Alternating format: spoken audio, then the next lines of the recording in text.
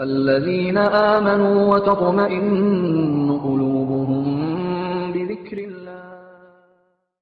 إذ قال يوسف لأبيه يا أبت إني رأيت 11 كوكبا والشمس والقمر رأيتهم لي ساجدين.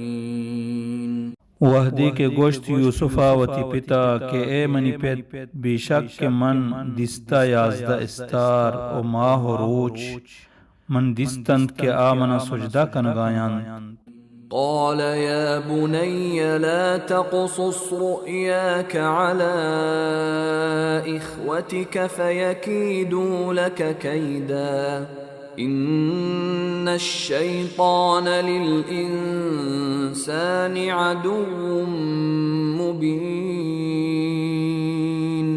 گوشت یعقوبا کہ اے منی زہگ وتی ای وابا وتی براتانی دیما بیاں مکن گڑا آتے خلافہ بلاہیں مکری کنن بیشک کہ شیطان انسانانی ظاہری دشمنی.